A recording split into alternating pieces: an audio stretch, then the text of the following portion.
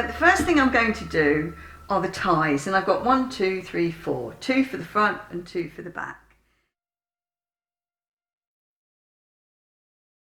Now all I'm going to do is I'm going to put my fabric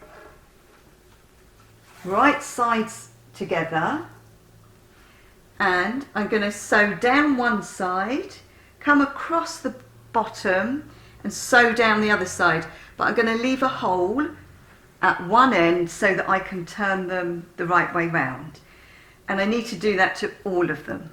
With our ties we're aiming for something like this, which we might top stitch, I'm not sure yet. And don't underestimate how long it takes to do these things. You know, if you were happy with your fabric and you had enough, you could just fold it over, stitch down one side. You don't need to do this point. Or if you're a complete novice, really just get some beautiful ribbon. It'll be so much quicker. Right, okay, so I'm going to show you how to do it.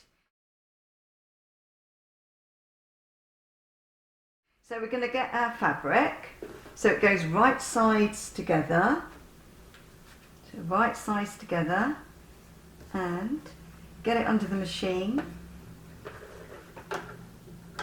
And you're just doing a small seam allowance. I don't know what I'm doing, 2 millimeters, something like that. I know it's black, and I'm sewing with black thread. Right, but you can listen to what I say even if you can't see what's going on. I went forwards and back there. I used the reverse, and I'm coming down the edge, staying my 2 millimeters away.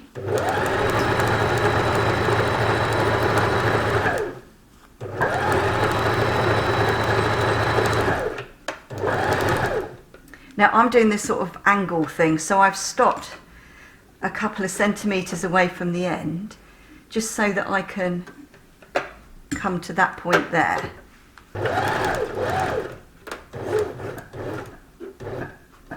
But you don't need to do that. And then the needle is in when I think I'm in the right place, so that oh, I'm not in the right place.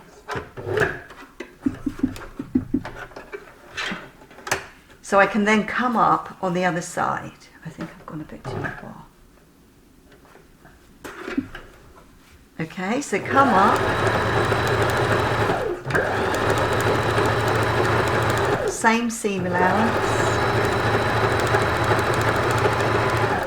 Try to be straight.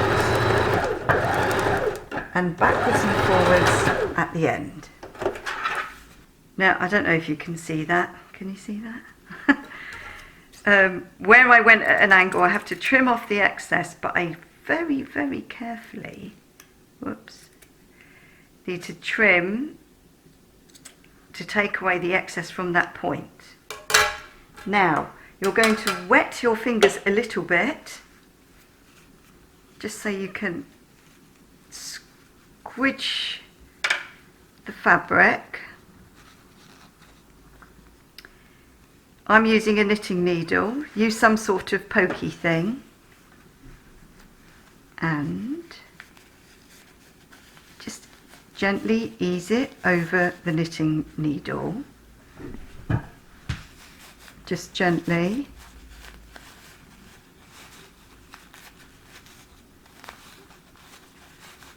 I really don't enjoy this job.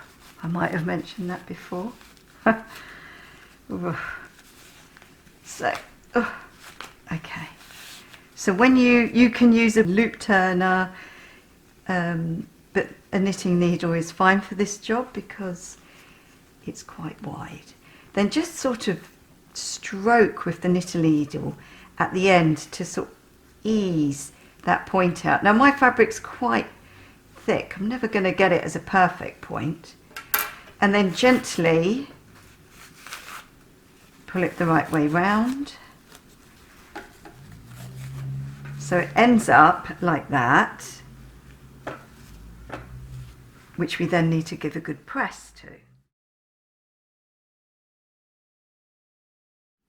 Right, so when you're done, they should look like that. Now, if you were doing it as a continuous, if you were doing it as a strap, not as ties, that's a lot easier, because you can just do a long, long, long continuous tube, but don't make it too long. You might want to do it in 2 stages because it will be difficult to turn. But we're doing it as ties. Now I might top stitch this, I'm not sure yet. Okay, so I have decided to top stitch them. So, I don't know, it's like 1 millimetre away from the end. Gone forwards and back at the beginning. I'm just doing mine by eye.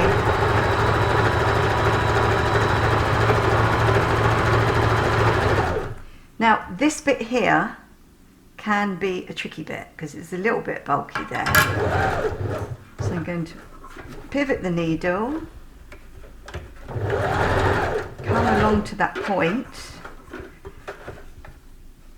be really careful. I might do the wheel a bit there because it will feel like it wants to feed underneath, you see. So I'm just going to be careful and come up on the other side.